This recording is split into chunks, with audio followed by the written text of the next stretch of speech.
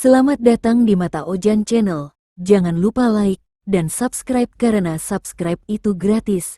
Terima kasih. Kita masuk ke ceritanya. Pagi itu seperti pagi-pagi sebelumnya. Hangat matahari menelusup dari selatirai tipis di kamar Keira, menari di atas permukaan spray biru muda yang masih rapi. Ia membuka mata perlahan, mendengar suara yang paling ia rindukan setiap hari. Bangun, Kay. Nanti telat lagi. Suara itu lembut, serak sedikit di ujungnya, suara yang sama yang menenangkan hati Keira selama bertahun-tahun. Ia tersenyum, menggeliat kecil lalu duduk di tepi ranjang. Raka sudah berdiri di depan cermin, merapikan rambutnya. Kaos putih longgar dan celana hitam polos, gaya santainya yang biasa. Tak ada yang aneh. Tidak untuk Keira. Aku bikin kopi ya, katanya sambil berjalan ke dapur. Keira hanya mengangguk pelan. Matanya mengikut langkah laki-laki itu, hingga punggungnya menghilang di balik pintu. Sekilas, bayangannya tidak terlihat di lantai. Tapi Keira tidak menyadarinya. Setelah mandi dan berpakaian, Keira duduk di meja makan. 2 gelas kopi panas sudah tersedia. Aroma robusta menyebar, terasa seperti pelukan hangat. Mau ke taman hari ini? Tanya Raka sambil menyeruput kopinya. Boleh. Aku bawa kamera sekalian, ya. Tentu. Dan mereka pun berangkat, naik motor seperti biasa. Raka membonceng Keira, angin menerpa wajahnya.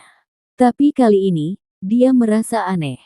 Udara pagi itu terlalu dingin untuk bulan Juli, dan suara motor tak terasa menggema. Jalanan pun sepi, seolah dunia melambat hanya untuk mereka berdua. Di taman, Keira duduk di bangku kesayangan mereka. Raka berdiri di depan dan mengambil gambar Keira dengan kameranya, kamera tua yang katanya dulu Raka beli dari pasar Loak waktu SMA. Lihat sini dong, senyum, cantikku. Keira tertawa kecil. Ia merasa tenang. Namun, di sisi taman lain, 2 ibu-ibu yang sedang menyiram bunga melirik ke arah Keira sambil berbisik pelan. Kasihan, ya, masih suka duduk sendiri begitu.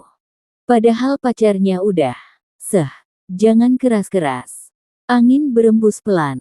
Keira membalikkan badan, merasa seperti ada yang memanggil namanya dari kejauhan. Tapi Raka hanya berdiri di sampingnya, tersenyum seperti biasa. Hari ini indah, ya. Katanya. Keira mengangguk. Ia tidak tahu bahwa ia sedang berbicara dengan seseorang yang sudah tidak bernyawa. Keira menggandeng tangan Raka saat menyusuri jalur kecil yang melingkar di taman. Raka masih bicara tentang hal-hal sederhana, burung gereja yang bertengger di dahan, anak kecil yang mengejar balon, dan awan yang katanya mirip paus. Tapi pagi itu, telapak tangan Raka terasa dingin. Tidak seperti biasanya. Keira menoleh, memperhatikan wajah kekasihnya. Senyum Raka tetap tenang, tapi pandangannya kosong. Sejenak, Keira merasa seperti sedang menatap orang asing. Aku lapar, gumam Keira pelan. Raka tidak menjawab. Raka, ulangnya. Raka menoleh cepat, lalu tersenyum lagi. Maaf, aku ngelamun. Keira mengangguk. Ia mencoba mengabaikan rasa aneh yang perlahan muncul. Mungkin dia sendiri yang terlalu lelah. Mungkin pikirannya sedang bermain-main. Mereka membeli bubur ayam dari gerobak langganan di depan taman. Tapi saat Keira hendak menyuap mulut Raka seperti biasa, sendok itu hanya melewati udara kosong. Buburnya tumpah ke tanah. Keira terdiam. Raka tertawa pelan. Kamu ceroboh banget, sih. Keira tersenyum kaku, lalu mengangguk. Tapi matanya tetap menatap sendok itu. Tangan Raka, barusan tidak menyentuh apapun. Sesampainya di rumah, Keira membuka galeri ponselnya. Ia ingin melihat hasil jepretan tadi pagi. Tapi tidak ada. Hanya ada foto taman kosong, bangku kosong, dan dirinya sendiri, duduk sendirian, memandang lurus ke depan. Tidak ada sosok Raka di dalam satu pun foto. Bahkan bayangan pun tidak. Ia mengusap keningnya. Mungkin Raka sengaja bercanda, menghapus fotonya diam-diam. Keira berjalan ke kamar. Tapi saat ia membuka pintu kamar Raka, ruangan itu gelap dan kosong. Bau debu dan kayu tua menyambutnya, seperti kamar yang sudah lama tidak disentuh. Padahal tadi pagi, Raka merapikan rambut di sini, bukan? Perlahan, napas Keira mulai berat. Suara langkah kaki di dapur membuatnya menoleh. Rak. Tak ada jawaban. Hanya suara piring yang bergeser. Keira menelan ludah. Tubuhnya bergetar kecil, bukan karena takut, tapi karena sesuatu dalam dirinya mulai merasakan satu hal yang tak ingin ia akui, ada sesuatu yang salah. Sangat salah. Keira terbangun dengan keringat dingin membasahi pelipisnya. Ia memandang langit-langit kamar yang asing. Bukan kamarnya. Bukan juga kamar Raka. Dindingnya putih bersih, lampunya redup. Hening sekali, seperti dunia sedang menahan napas. Kamu akhirnya bangun. Suara itu membuatnya menoleh cepat. Raka duduk di tepi ranjang. Senyumnya lemah, seolah baru saja menangis. Keira memegang dadanya yang bergemuruh. Kenapa aku di sini? Kamu jatuh pingsan. Di dapur. Di dapur. Ulangnya bingung. Tapi tadi, aku baru masuk kamar. Raka menunduk. Kamu capek. Mungkin juga karena kamu belum makan. Keira ingin bertanya lebih banyak, tapi semuanya terasa kabur. Seolah waktu melompat begitu saja dari satu momen ke momen lain tanpa jeda.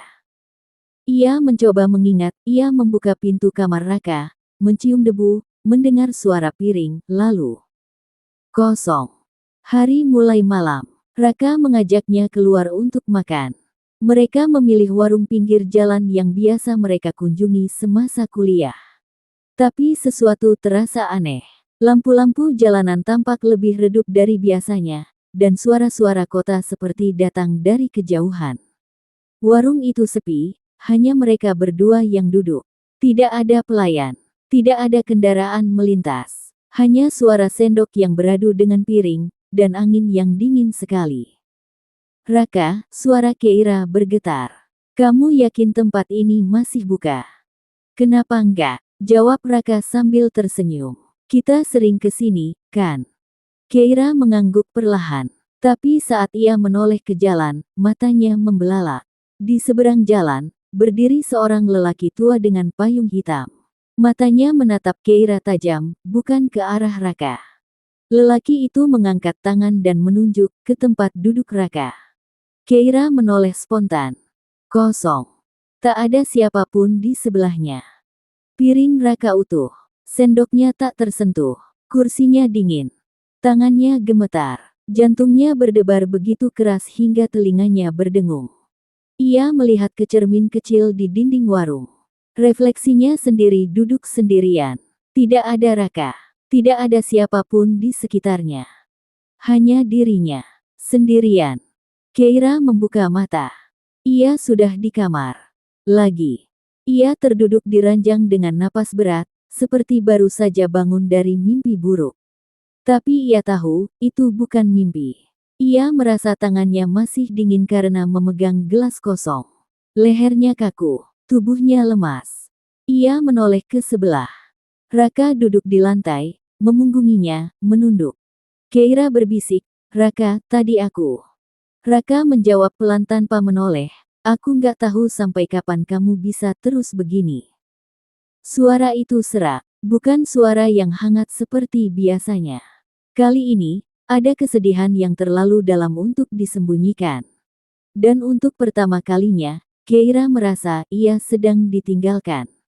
Perlahan, tanpa pamit, pagi datang tanpa suara.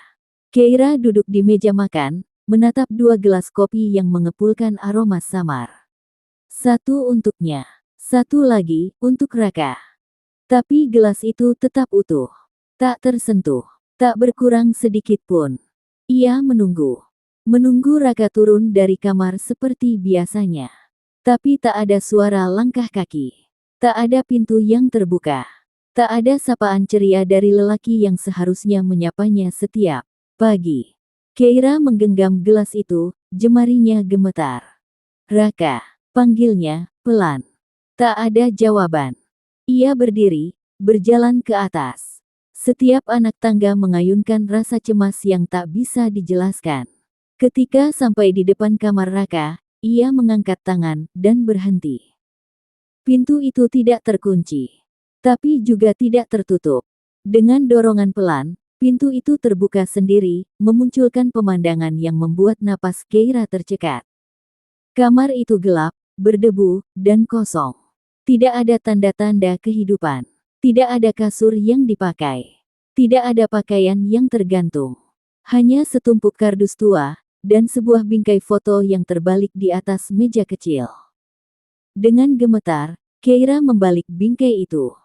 Foto dirinya bersama Raka. Tapi wajah Raka telah memudar. Seperti dicuci hujan berkali-kali. Hanya bayangannya yang tertinggal samar. Keira jatuh terduduk di lantai.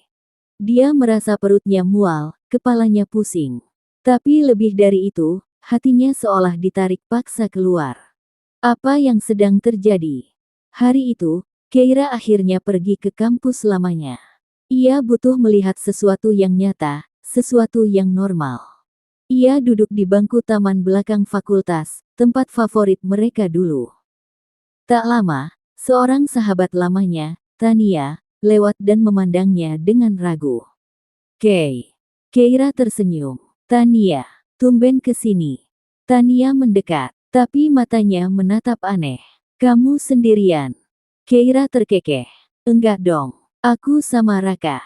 Dia lagi beli minuman. Tania menegang. Suara Tania pelan, seolah takut melukai. Raka udah meninggal. Kecelakaan 3 minggu yang lalu. Hening. Sejenak waktu seperti membeku. Keira tersenyum lebar. Ih, kamu masih suka bercanda yang gak lucu ya? Tania tidak tertawa. Air matanya malah jatuh. Keira, aku ke pemakamannya. Aku mandiin jenazahnya bareng keluarganya. Kamu juga ada di sana. Tapi kamu gak berhenti teriak. Kamu jatuh pingsan. Kami semua lihat. Dunia Keira runtuh perlahan. Kepalanya mendengung. Pandangannya kabur. Ia berbalik.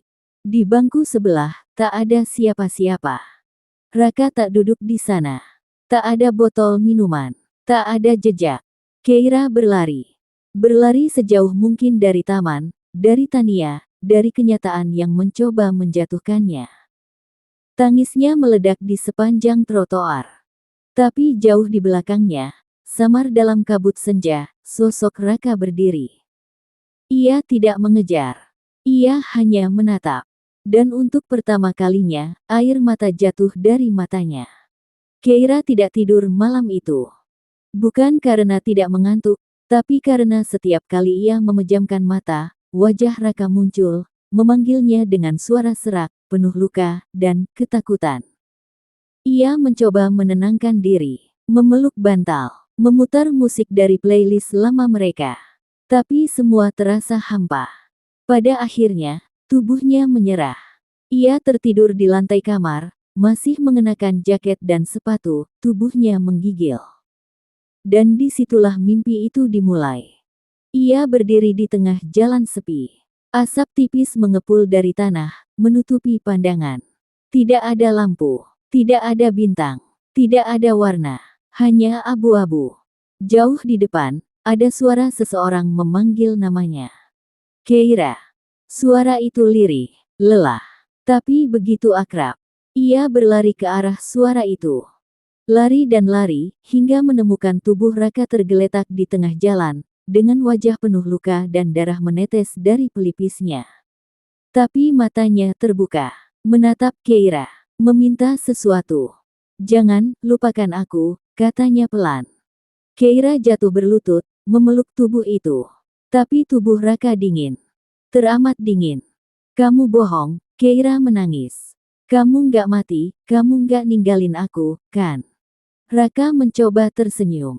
Tapi tubuhnya mulai membusuk di pelukan Keira, perlahan larut menjadi kabut. Aku nggak pergi, bisiknya sebelum menghilang. Keira menjerit. Tangannya mencoba menggenggam sesuatu yang sudah tidak ada. Dan saat ia terbangun, ia benar-benar menggenggam udara kosong. Tubuhnya gemetar. Air mata membasahi pipinya. Ia memeluk lututnya di pojok kamar, seperti anak kecil yang tersesat. Namun saat ia mengangkat wajah, ia terdiam. Di dinding, dengan darah seperti baru ditulis, ada kalimat samar. Kamu yang memanggilku kembali. Keira menggeleng. Tidak, aku tidak pernah. Tapi hatinya tahu. Ia belum pernah benar-benar membiarkan Raka pergi. Siang itu, Keira hanya diam di kamar. Ia tidak makan, tidak menjawab pesan, tidak mengangkat telepon dari ibunya. Bayangan Raka muncul sesekali. Duduk di pojok kamar, berdiri di lorong, mengusap rambut Keira, membisikkan hal-hal indah yang dulu pernah mereka bicarakan. Namun kini, suaranya makin berat. Matanya mulai tampak sayu, senyumnya pudar. Raka perlahan mulai menjadi, bukan Raka. Dan Keira tahu, jika ia terus menahannya, sosok itu akan berubah, menjadi sesuatu yang seharusnya tidak tinggal di dunia ini.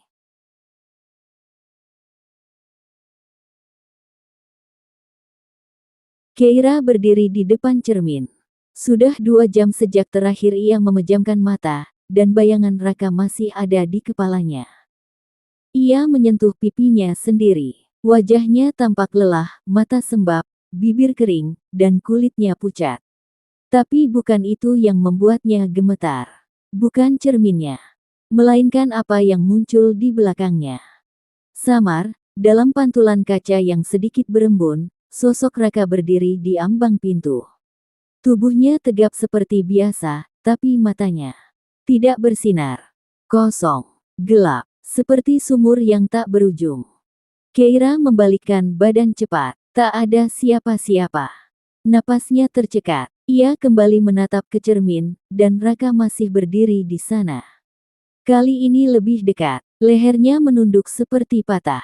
Kemeja putihnya robek di dada, dan darah menodai ujung kerahnya. Raka, bisik Keira nyaris tak terdengar. Sosok itu mengangkat wajah perlahan. Tapi bukan wajah Raka. Matanya terlalu lebar, kulitnya terlalu pucat, senyumnya terlalu dingin. Dan saat ia membuka mulut, suara yang keluar terdengar seperti suara Raka yang dilipat, dipelintir, dicampur dengan suara-suara yang bukan manusia. Kamu janji nggak akan ninggalin aku, Keira. Tapi kenapa kamu biarkan aku pergi malam itu? Keira mundur, tubuhnya menabrak meja rias, cermin bergetar. Malam itu, kamu telat datang.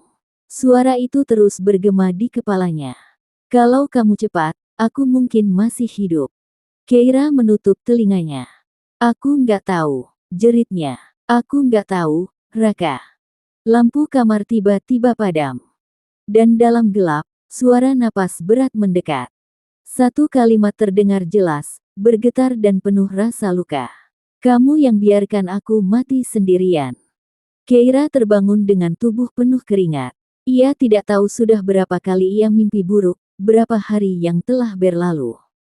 Satu hal yang ia tahu pasti, bayangan Raka bukan hanya menghantuinya, tapi juga menyiksanya. Ia mencoba menghubungi ibunya, tapi nomor itu tidak bisa dihubungi. Ia ingin keluar rumah, tapi saat membuka pintu, dunia luar seperti tertutup kabut pekat. Tak ada suara, tak ada warna, semua seperti lumpuh. Keira kembali masuk, dan saat ia melewati ruang tamu, ia melihat sosok Raka duduk di sofa. Tapi kali ini, tubuhnya mulai membusuk. Kepalanya tertunduk, tangannya mencengkeram bingkai foto mereka berdua, yang sudah retak di sisi wajah Raka. Keira jatuh terduduk, menatapnya.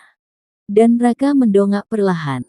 Separuh wajahnya menghitam, bibirnya robek, tapi dari matanya, jatuh satu tetes air bening. Kenapa kamu gak izinkan aku pergi?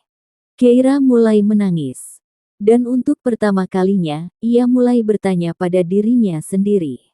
Apakah ini semua karena aku? Keira duduk memeluk kakinya di pojok kamar. Hari sudah lewat tengah malam. Tapi waktu terasa seperti tak bergerak. Hening. Tak ada jangkrik, tak ada suara kendaraan. Bahkan jam dinding pun seperti tak berdetik. Ia mencoba mengingat, menggali sesuatu dari memorinya. Sesuatu yang selama ini ia tolak untuk dilihat. Malam kecelakaan.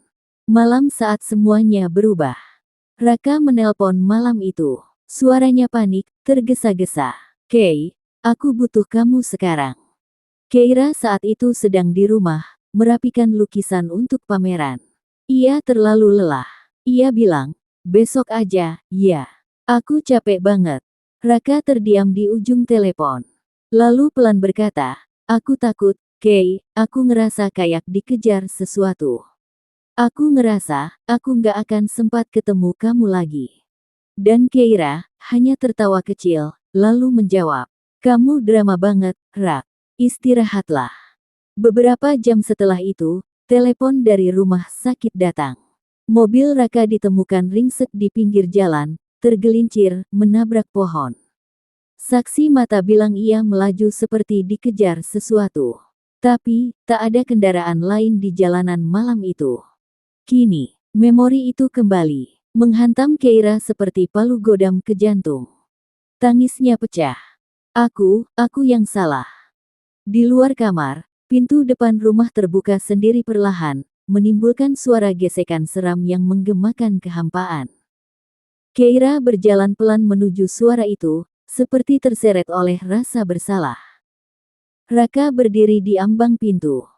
Tubuhnya kini lebih parah, wajahnya hampir tak bisa dikenali, kulitnya mulai melepuh, dan matanya hanya rongga hitam dalam. Tapi di tengah semua itu, ia tersenyum tipis. Bukan marah, bukan jahat, tapi sedih. Kalau waktu bisa diputar, kamu bakal datang malam itu. Tanya Raka, suaranya lirih, seolah berasal dari dalam tanah. Keira menahan tangisnya, lalu mengangguk. Aku, bahkan akan lari. Sejauh apapun. Dalam keadaan apapun. Raka menunduk. Aku nunggu kamu di jalan itu, sampai detik terakhir. Air mata Keira menetes makin deras. Aku minta maaf, Raka, aku terlalu sibuk menenangkan diriku sendiri. Aku pikir, kamu cuma capek. Aku nggak tahu. Raka menatapnya lama, lalu berkata dengan suara gemetar. Aku tahu kamu sayang aku, tapi kamu juga harus tahu, aku udah nggak di sini lagi. Seketika tubuh Raka mulai menghilang seperti debu diterbangkan angin. Satu persatu bagian tubuhnya larut ke udara, perlahan, tenang, namun menyakitkan. Keira berlari mencoba meraih tangannya. Jangan pergi. Tapi jemarinya hanya menggenggam udara dingin. Yang tersisa hanyalah bisikan. Aku udah pergi, tapi kamu yang terus memanggilku pulang. Dan setelah itu, rumah menjadi sunyi. Keira jatuh terduduk, nafasnya tercekik, tubuhnya lunglai seperti tak lagi punya daya. Untuk pertama kalinya, ia merasa benar-benar sendiri. Dan entah mana yang lebih menakutkan. Kehilangan seseorang yang dicintai, atau menyadari bahwa akulah alasan dia tidak bisa tenang. Keira terbangun. Matanya menatap langit-langit kamar yang terasa terlalu familiar. Hatinya sesak, jantungnya berdetak lebih cepat dari biasanya. Lalu ia menoleh ke meja kecil di samping ranjang. Ponselnya bergetar. Sebuah notifikasi muncul. Raka Kaling. Kepalanya seperti dihantam palu. Tidak mungkin. Bukankah dia sudah? Tangannya gemetar saat meraih ponsel. Tapi sebelum sempat menjawab, suara ringtone itu berhenti. Digantikan oleh pesan suara. Kei, aku takut. Aku butuh kamu sekarang. Kalimat yang sama. Nada suara yang sama. Malam kecelakaan. Keira langsung berdiri. Ia keluar kamar dan menyibak gorden jendela. Di luar, langit mendung. Jalanan basah. Burung-burung di atap tetangga diam. Sama persis seperti hari itu. Kalender di meja masih menunjukkan hari Sabtu, tanggal 5 Juni. Kenapa? Bisik Keira, tubuhnya menggigil. Ia mengambil kunci mobil dan nekat keluar rumah. Jika ini mimpi, ia ingin melawannya. Jika ini kutukan, ia ingin mematahkannya. Ia menyetir secepat mungkin ke arah jalan tempat kecelakaan itu terjadi. Jalan lengang. Udara mulai berkabut.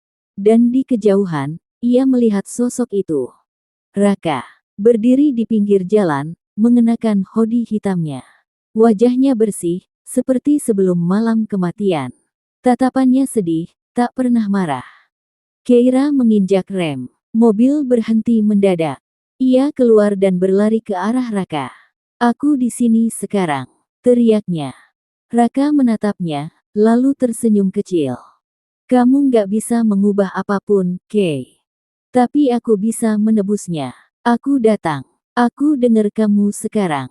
Namun, saat Keira mencoba menyentuhnya, tubuh Raka menembus tangannya. Seperti asap, seperti bayangan yang tak bisa disentuh. "Kamu gak sadar, Kay," bisik Raka. "Setiap malam kamu bangun dan mencoba memperbaiki semuanya, tapi kamu selalu kembali ke hari yang sama. Aku gak bisa pulang. Dan kamu gak bisa pergi." Keira terhuyung ke belakang, menahan tangis. "Lalu, aku harus apa?" Raka memandangnya dengan tatapan sendu. "Lepaskan." Suara itu menggema dalam kabut, dan perlahan sosok Raka kembali menghilang. Kali ini lebih cepat, lebih dingin, lebih menyakitkan. Keira berdiri di tengah jalan. Langit di atasnya mendung berat. Kabut menelan seluruh pandangan. Dan saat semuanya jadi gelap, ia hanya bisa berbisik, "Tapi, aku nggak bisa hidup tanpamu." Saat Keira membuka mata kembali, ia kembali di ranjangnya. Jam menunjukkan pukul 1.12 dini hari. Ponselnya kembali bergetar. Raka kaling. Dan begitu terus, dan terus, dan terus. Jam di ponsel Keira menunjuk angka yang sama. Pukul 1.12. Ia tak lagi kaget, tak lagi gemetar, tapi hatinya perlahan mati rasa. Tubuhnya berjalan menuju kamar mandi seperti biasa. Mencuci muka, menatap cermin. Tapi yang ia lihat bukanlah dirinya sendiri. Bukan wajah lelah dengan mata sembab. Bukan rambut kusut yang belum disisir. Yang muncul di cermin adalah Raka. Mematung, menatap langsung ke arah matanya. Keira menahan napas. Tapi bayangan itu tidak pergi. Ia mencoba menoleh ke belakang, tak ada siapa-siapa. Tapi saat kembali menatap cermin, Raka tersenyum. Keira mundur, jatuh terduduk di lantai kamar mandi. "Jangan ganggu aku lagi, tolong." Namun suara itu, suara yang pernah ia rindukan begitu dalam, menyusup ke telinganya. "Aku gak pernah ninggalin kamu, Kay. Tapi kamu yang minta aku pergi." Bayangan itu pecah. Cermin retak. Cahaya padam seketika. Hari berganti, meski waktu seakan tak pernah maju. Keira mulai tak keluar rumah. Tirai tertutup. Telepon tidak diangkat. Dunia luar seperti tidak ada lagi. Ia menatap layar laptopnya, tempat terakhir kali Raka meninggalkan rekaman lagu ulang tahunnya. Tangannya bergerak ke folder rekaman. Klik satu file bernama Kay, terakhir. Suara Raka memenuhi ruangan. "Kalau suatu hari nanti aku nggak bisa bareng kamu, tolong jangan merasa sendiri, ya. Dunia kamu lebih luas dari aku. Tapi, kalau kamu kesepian, ingat aja, aku bakal diam-diam jagain kamu dari tempat yang nggak bisa kamu lihat." Keira terisak. "Kenapa kamu ngomong kayak gitu? Kenapa kamu tahu kamu bakal pergi?" Tiba-tiba, pintu kamarnya terbuka sendiri. Dan sosok itu muncul di ambang pintu. Bukan Raka. Bukan bayangan kabur. Tapi tubuh utuh. Matanya kosong. Kulitnya pucat. Pakaian yang sama seperti malam kecelakaan. Keira mundur, panik. Tapi kakinya tak bisa digerakkan. "Raka," bisiknya. Sosok itu berjalan pelan ke arahnya. Tangannya dingin menyentuh pipi Keira. "Aku mau kamu ikut." Wajahnya terlalu dekat, nafasnya dingin, tapi suaranya penuh luka. "Kalau kamu gak bisa melepaskan, Kay, kita pergi bareng aja. Ke tempat aku sekarang." Keira menggigil. Ia memejamkan mata. Air mata jatuh satu-satu. "Jangan gitu, tolong." Dan saat ia membuka mata lagi, semuanya gelap. Keira terbangun, atau begitulah yang ia kira. Ia berada di sebuah ruangan asing, putih, kosong, sepi. Tidak ada jendela, tidak ada suara. Tapi di sana ada Raka, berdiri menatapnya sambil tersenyum samar. Aku senang kamu akhirnya di sini, ucapnya pelan. Keira memandang sekeliling. Ia menyadari ada banyak pintu di sekeliling dinding, tapi tak satu pun bisa dibuka.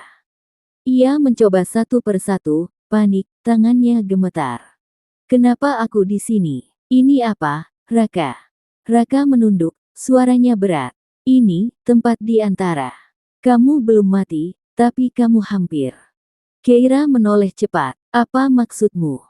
Raka berjalan ke arahnya, namun setiap langkahnya seperti membuat ruangan berubah, menjadi lebih gelap, lebih dingin, lebih sunyi. Tiba-tiba, suara detak jam terdengar sangat keras, padahal tak ada jam di sana. Aku cuma ingin, kamu tahu, aku gak bisa pergi karena kamu terus menahanku, dan aku tahu, kamu juga gak tahu harus bagaimana hidup tanpaku. Keira terduduk di lantai. Nafasnya mulai berat. Tapi aku gak mau kehilangan kamu. Dan aku juga gak mau kehilangan kamu, Kay. Lalu, satu cermin besar muncul di tengah ruangan. Keira melihat ke dalamnya. Refleksi dirinya, dalam peti. Dikelilingi orang-orang menangis. Dengan wajah pucat, bibir membiru, tubuh dingin. Enggak, Keira menjerit. Apa itu? Itu bukan aku. Tapi Raka hanya menatapnya dengan sedih. Itu bisa jadi kamu, kalau kamu terus mengikutiku ke sini. Seketika, dinding bergetar. Pintu-pintu mulai terbuka, satu persatu. Tapi di balik pintu itu, hanya ada kegelapan. Gelap yang bergerak, seperti tangan-tangan tak terlihat, siap menariknya masuk. Kay, kamu harus pergi, kata Raka cepat. Suaranya panik. Ini bukan tempat kamu. Aku gak mau ninggalin kamu. Teriak Keira. Aku gak pernah benar-benar pergi, tapi kamu harus hidup. Tolong, jangan temani aku di sini. Keira menangis, lututnya lemas. Tapi untuk pertama kalinya, ia melihat tatapan Raka yang benar-benar memohon. Kalau kamu sayang aku, Kay, biarkan aku pergi. Satu pintu di belakangnya memancarkan cahaya terang. Hanya satu. Dengan seluruh kekuatan terakhir, Keira bangkit. Menggenggam tangan Raka, lalu menatap matanya untuk terakhir kali. Aku sayang kamu, tapi aku juga harus sayang diriku. Raka tersenyum, senyum paling damai yang pernah ia lihat. Terima kasih, Kay. Lalu Keira melangkah ke dalam cahaya. Dan semuanya menghilang.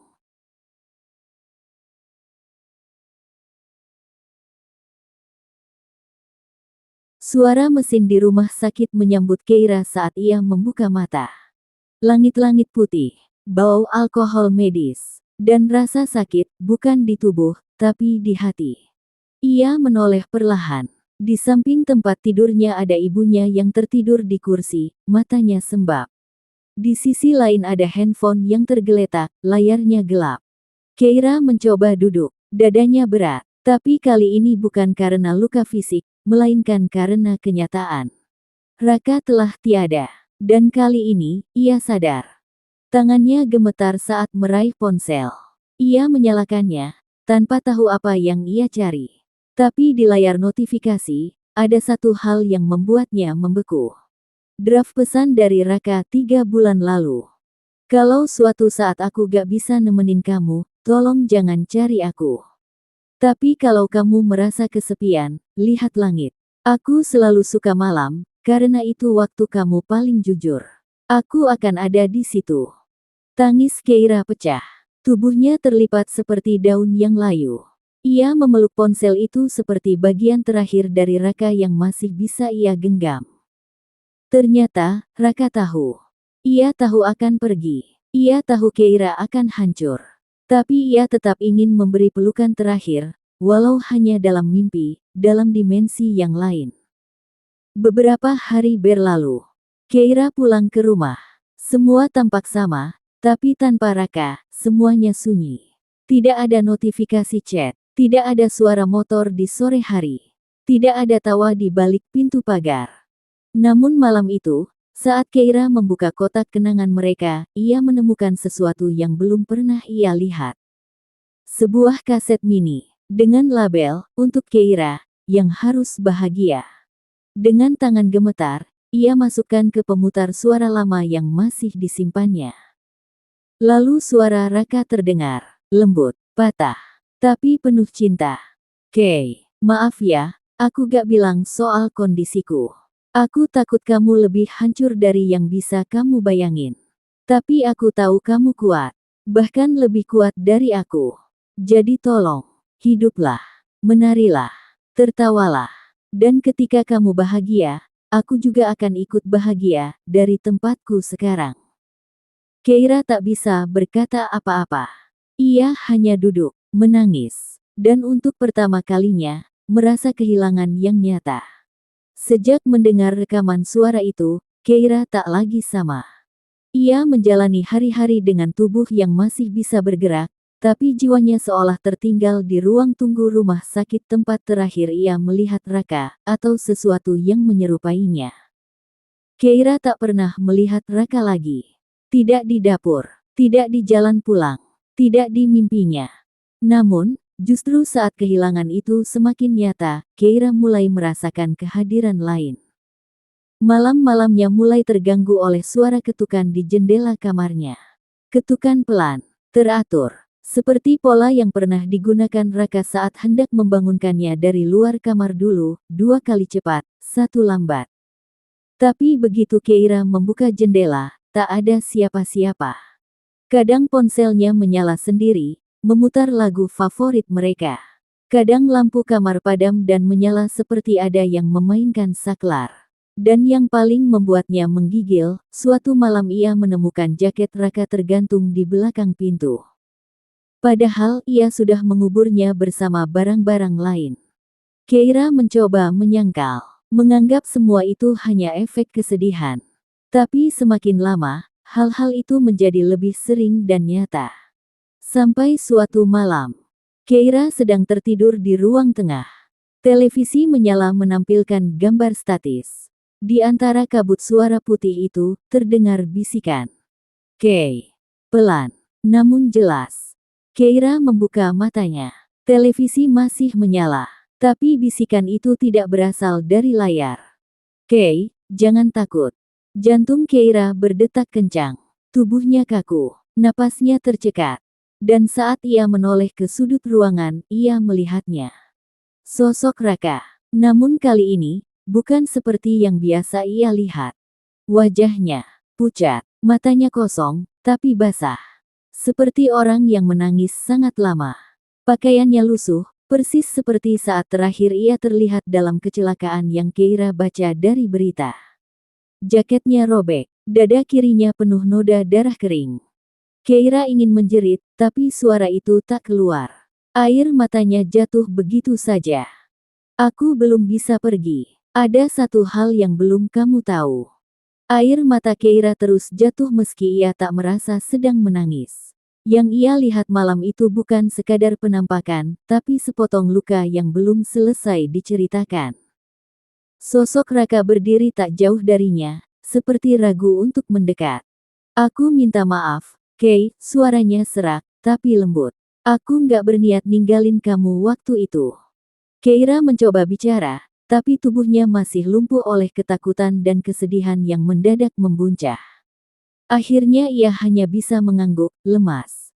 Hari itu, aku niat pulang lebih cepat. Udah kangen banget sama kamu. Aku bahkan beli kue stroberi yang kamu suka. Tapi, mobil dari arah berlawanan, ngebut, dan suara Raka pecah. Ia menunduk. Ada darah yang menetes dari dagunya, entah nyata atau hanya bagian dari arwah yang terluka. Aku nyesel, Kay, nyesel banget. Karena aku belum sempat bilang satu hal penting. Keira akhirnya bisa bersuara. Suaranya nyaris tak terdengar. Apa? Raka mengangkat wajahnya. Sorot matanya berubah pilu, seperti menanggung beban bertahun-tahun hanya dalam semalam. Aku mau ngelamar kamu, Kay, malam itu. Aku simpan cincin di dalam kotak kue itu. Tangisan Keira pecah. Tiba-tiba semua ruangan terasa sesak oleh emosi yang tak pernah ia keluarkan. Bukan hanya kehilangan, tapi juga rasa bersalah karena selama ini ia menunggu dan berharap, tanpa tahu bahwa yang ia tunggu sudah pergi sejak lama. "Kenapa kamu datang sekarang?" Keira berbisik. "Karena kamu belum benar-benar melepaskanku, dan aku juga belum bisa pergi kalau kamu masih nungguin aku pulang." Hening. Hanya suara angin malam dari sela jendela. Dan isakan Keira yang lirih seperti doa-doa yang tertunda. Malam mulai turun, dingin menyusup ke tulang, tapi Keira tak bergerak dari tempatnya. Di hadapannya, sosok Raka, yang selama ini ia anggap nyata, berdiri mematung, seperti waktu juga enggan bergerak. "Ada satu tempat lagi, Kei," ujar Raka perlahan. "Tempat terakhir yang harus kamu lihat, sebelum aku benar-benar pergi." Keira mengangguk dengan mata sembab. Jantungnya berdetak tak menentu, tapi langkahnya mengikuti lelaki yang pernah ia cintai, dan masih ia cintai, meski kini hanya berupa kenangan yang menolak hilang. Tempat itu sunyi. Sebuah taman kecil di pinggir kota, dengan bangku tua yang tampak berkarat dan dedaunan gugur yang menumpuk tanpa suara. Tapi ada sesuatu di sana, seperti gema dari masa lalu. "Aku sering duduk di sini dulu, sebelum berangkat kerja," ujar Raka. "Waktu aku nulis surat terakhir buat kamu." Keira tertegun. "Surat?" Raka tersenyum samar. "Aku takut kalau sesuatu terjadi. Jadi aku tulis surat dan simpan di balik pot batu itu." Dengan tangan gemetar, Keira mendekati pot bunga besar yang berada di sudut taman. Ia mengangkat pot itu dengan susah payah, dan benar, sebuah amplop usang, kusam, tapi tertulis jelas. "Untuk Keira, kalau aku nggak sempat pulang." Tangannya bergetar saat membuka amplop itu. Di dalamnya, surat yang ditulis dengan pulpen biru, sedikit pudar tapi setiap kata terasa nyata, seperti ditulis kemarin. "Keira, aku nggak tahu apakah aku sempat ngasih ini ke kamu. Tapi aku cuma mau bilang, kamu satu-satunya rumah yang aku punya. Kalau aku nggak bisa pulang, jangan tunggu aku. Jangan berhenti hidup karena aku. Aku ingin kamu bahagia, bahkan kalau aku nggak bisa nemenin kamu. Aku cinta kamu, Kei. Selalu." Keira menangis terisak. "Kenapa kamu masih di sini, Rak?" Gumamnya putus. "Kamu harusnya udah tenang. Karena aku belum bisa pergi kalau kamu belum benar-benar mengikhlaskan." Suara Raka semakin pelan. "Tapi kalau kamu siap, aku akan tenang." Dan saat Keira menutup surat itu dengan tangan gemetar, sosok Raka mulai tampak memudar perlahan. Keira memandangnya dengan tangis yang belum juga reda. "Kalau aku belajar hidup lagi, kamu janji akan tenang, kan?" Raka tersenyum. "Selalu. Aku bakal pulang, Kei, tapi bukan ke rumah kita. Aku pulang ke tempat yang tenang." Cahaya redup di sekitar mereka mulai menyatu dengan langit. Raka menunduk pelan, seolah memberi salam perpisahan. Lalu menghilang. Keira pulang dengan langkah berat. Surat dari Raka tergenggam erat di tangan, seperti harapan terakhir yang masih ia punya. Malam sudah larut, dan rumahnya sunyi. Tapi begitu pintu dibuka, ada sesuatu yang tidak biasa. Radio tua di ruang tengah menyala. Padahal ia yakin, sebelum pergi tadi, radio itu sudah lama mati. Kabelnya bahkan tak tercolok. Dan lebih aneh lagi, suara dari dalamnya. "Aku bukan apa-apa, kecuali bayangan dari kenanganmu." Keira membeku. Itu, suara Raka. Nada bicaranya pelan, seperti membacakan sesuatu. Bukan rekaman. Bukan lagu, tapi seperti sedang berbicara langsung, meski tanpa arah. "Kalau suatu hari kamu merasa sendiri, ingat, aku tak pernah benar-benar pergi. Aku hanya pulang lebih dulu." Tangis Keira pecah. Ia tersungkur di depan radio itu, tubuhnya gemetar hebat. "Raka, cukup. Aku ngerti sekarang. Aku ngerti, dan aku akan ikhlas. Tapi tolong, jangan terus bikin aku berharap." Radio itu mendadak berhenti. Hening. Tak ada lagi suara, hanya detak jantung Keira yang menggelegar dalam kepalanya. Tapi kemudian, lampu ruang tamu berkedip sekali. Sebuah potret di dinding yang tadinya miring, kini tergantung rapi. Foto mereka berdua, saat masih hidup, saat masih bahagia. Dan di bawah figura itu, muncul tulisan samar seolah ditulis dengan kabut. Terima kasih sudah mencintaiku begitu dalam. Keira memeluk surat di dadanya. Ia tahu, sejak detik itu, Raka benar-benar sudah pergi.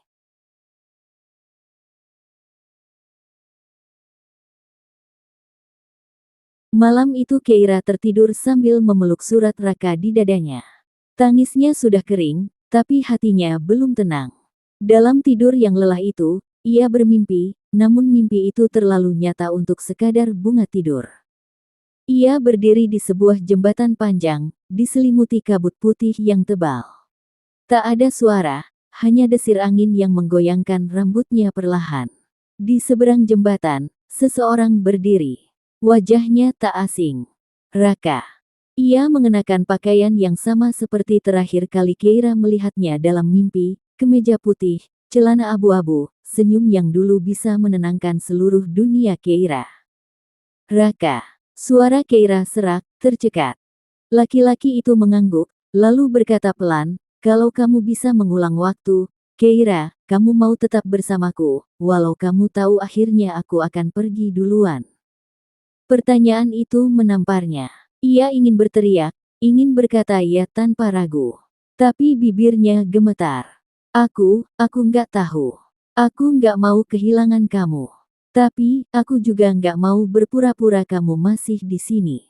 Raka melangkah mendekat, kabut sedikit terbuka, membuat wajahnya terlihat jelas. Matanya memancarkan damai, bukan kesedihan. Cinta yang paling tulus adalah cinta yang tetap tinggal, bahkan setelah aku tidak bisa, ucapnya. Air mata Keira menetes lagi. Tapi kali ini tidak sakit seperti sebelumnya. Ia merasa ringan. Hatinya tak lagi menggenggam erat kenangan, tapi juga tidak melepaskannya begitu saja. Raka melangkah mundur, kabut mulai menyelimutinya. Terima kasih, karena kamu adalah rumah terakhir yang ingin aku pulangi. Keira menutup mata. Aku akan baik-baik saja. Saat ia membukanya kembali, jembatan sudah kosong. Hanya kabut putih yang bergulir lembut, dan suara hatinya yang berbisik. Beberapa orang memang hanya datang untuk menjadi perpisahan terindah. Pagi itu hujan turun pelan. Rintiknya seperti bisikan pelan yang membawa damai dan kenangan.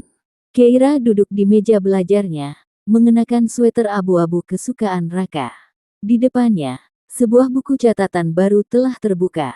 Pena di tangannya bergerak perlahan, menuliskan kembali semua kenangan yang telah ia lalui bersama Raka.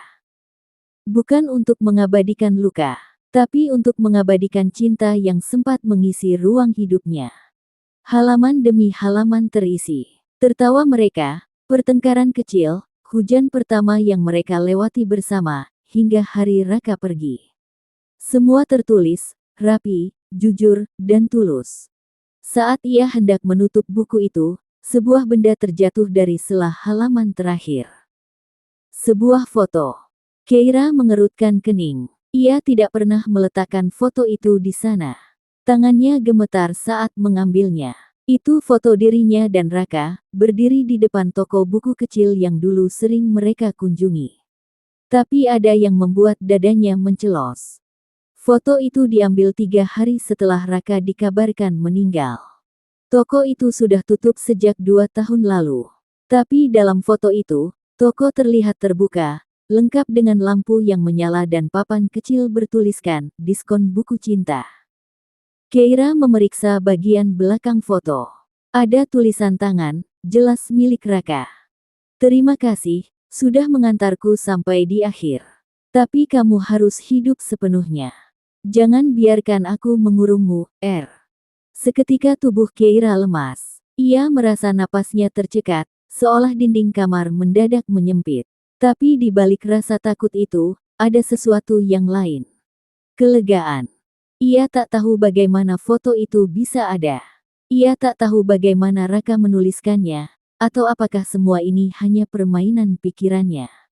Tapi satu hal yang ia tahu pasti, Raka benar-benar pernah kembali. Walau hanya sebentar. Dan kini, Raka benar-benar pergi. Keira berdiri di depan sebuah bangunan tua yang nyaris tertelan waktu. Cat dindingnya mengelupas, jendela kayu tertutup rapat, dan papan nama toko buku itu sudah tak terbaca lagi. Namun langkahnya mantap, seolah kakinya mengenal jalan itu lebih baik dari pikirannya sendiri. Ia mengingat jelas, toko itu sudah tutup sejak lama, bahkan katanya sempat dijadikan gudang. Tapi dorongan di hatinya terlalu kuat untuk diabaikan. Mungkin ada sesuatu yang harus ia temukan di sana. Dengan ragu, ia mengetuk pintu tua itu. Tak ada jawaban. Tapi saat ia menyentuh kenop pintu, terdengar bunyi klik seperti kunci yang dibuka dari dalam. Pintu itu terbuka sendiri. "Permisi," ucap Keira, suaranya gemetar. Ruangan dalamnya tak gelap seperti yang ia bayangkan. Cahaya senja menembus dari sela-sela kaca buram, menyinari rak-rak buku berdebu yang tertata rapi, seolah toko itu tak pernah benar-benar mati. Di sudut ruangan, seorang wanita tua duduk di kursi rotan, mengenakan sweter rajut merah marun. Ia menatap Keira dengan senyum samar. "Kau datang juga akhirnya," ucap wanita itu lembut. Keira membeku. "Maaf, apakah ibu mengenal saya?" Wanita itu tak menjawab. Ia hanya menunjuk sebuah kursi kosong di depannya. Keira duduk, dan saat itulah wanita itu mengeluarkan sebuah kotak kecil dari laci meja tua di sampingnya. "Ini milik Raka," katanya. "Dia menitipkannya padaku, sebelum pergi untuk terakhir kalinya." Tangan Keira gemetar saat menerima kotak itu. Perlahan ia membukanya. Di dalamnya ada sepucuk surat dan liontin kecil berbentuk bulan sabit, liontin yang pernah Raka tunjukkan, tapi belum sempat diberikan padanya. Surat itu ditulis dengan tulisan tangan yang sudah sangat ia kenal. "Keira, jika kamu membaca ini, berarti waktuku sudah habis. Tapi aku tidak ingin kamu hidup dalam kehilangan. Aku tidak akan datang lagi. Tidak dalam mimpi, tidak dalam bayangan. Karena cinta yang sejati harus belajar pergi. Tapi setiap kali kamu melihat bulan, aku masih di sana, diam-diam menjaga."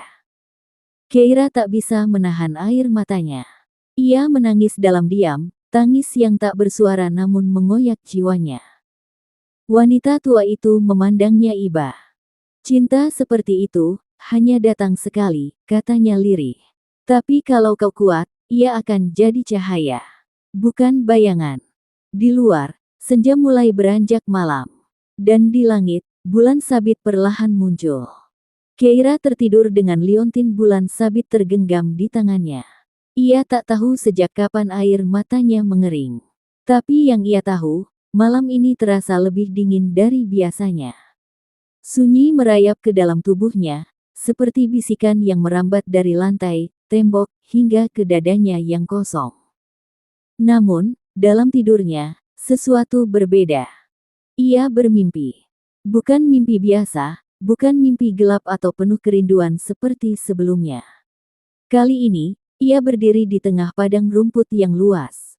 Angin berembus pelan, membawa aroma yang asing tapi menenangkan. Langit berwarna keunguan, dan matahari terbenam bersinar redup di balik kabut. Dan di sana, Raka berdiri. Bukan sebagai bayangan, bukan samar-samar. Ia berdiri penuh, utuh, dengan senyum lembut dan mata yang berkaca-kaca. "Keira," ucapnya. Keira berlari menghampirinya, tapi langkahnya terasa berat, seperti ada udara yang menahan tubuhnya. Namun akhirnya mereka berdiri hanya beberapa langkah berjauhan. Aku dapat suratmu," ujar Keira. "Aku tahu semuanya sekarang." Raka menunduk pelan. "Maaf aku nggak bilang dari awal. Aku terlalu pengecut. Aku hanya ingin mendampingimu sebisaku, walau cuma jadi bayangan." Keira menangis. "Lalu kenapa sekarang kamu datang lagi? Bukannya kamu bilang ini terakhir?" Raka tersenyum. "Karena aku belum benar-benar mengucapkan selamat tinggal." Ia melangkah mendekat, lalu mengulurkan tangan, menyentuh pipi Keira yang tak bisa menahan isak. Aku sayang kamu, bisiknya. Tapi ini adalah mimpi terakhirku untukmu. Setelah ini, aku benar-benar pergi. Dan kamu harus hidup, Kay. Bukan hanya berjalan, tapi benar-benar hidup. Aku nggak bisa, Keira gemetar. Aku takut sendirian. Enggak, kamu nggak sendirian. Kamu punya dirimu sendiri. Dan, kamu punya cahaya, ucap Raka sambil menyentuh liontin di leher Keira.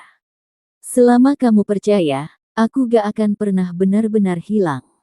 Perlahan, tubuh Raka mulai memudar, seperti kabut yang tertiup angin. Keira menjerit, tunggu, jangan. Tapi padang rumput itu memudar menjadi hitam. Dan Keira terbangun dengan napas memburu, tubuhnya dingin, tapi di matanya ada ketenangan yang aneh. Ia menatap liontin di dadanya, dan melihat cahaya kecil yang berkedip pelan, sebelum padam sepenuhnya. Dan di luar jendela, bulan sabit masih menggantung. Pagi itu, langit mendung seperti menahan hujan yang tak kunjung jatuh. Udara dingin menusuk kulit, dan embun masih belum mengering dari rumput-rumput di pemakaman kecil yang sunyi itu. Keira berdiri di depan pusara sederhana.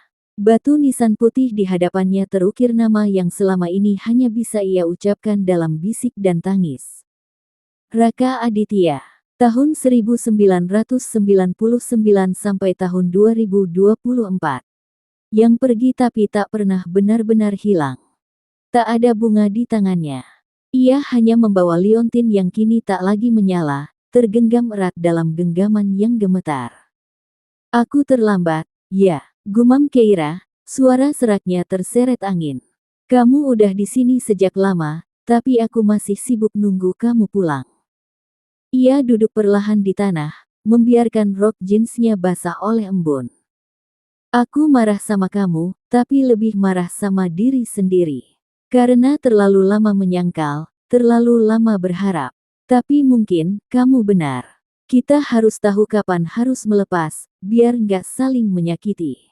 Ia menarik napas dalam, lalu menatap batu nisan itu dengan mata yang jernih. Tak ada lagi tangis, hanya luka yang mulai diterima. Aku janji akan hidup, bukan cuma bertahan, bukan cuma menunggu, tapi benar-benar hidup. Tangannya membuka liontin, lalu meletakkannya di atas batu nisan. Angin tiba-tiba berembus, lembut seperti belayan, membuat rambut Keira sedikit terangkat. Dan di saat itu, seberkas cahaya hangat menyelinap dari balik awan. Hanya sesaat, hanya secuil, tapi cukup untuk membuat dunia terasa sedikit lebih terang. Keira berdiri. Ia melangkah pergi dari makam itu, tanpa menoleh ke belakang. Tapi di hatinya, suara Raka tetap ada. Lembut, tenang. Selama kamu hidup, aku tak akan pernah benar-benar hilang. Dan saat langit akhirnya terbuka, Keira tersenyum. Ia tahu, di bawah langit yang sama, Raka masih melihatnya. Dan ia akan baik-baik saja. Tamat. Terkadang, yang paling menyakitkan bukanlah kehilangan, tapi tak pernah sempat mengucapkan selamat tinggal. Terima kasih sudah mendengarkan hingga akhir. Sampai jumpa lagi.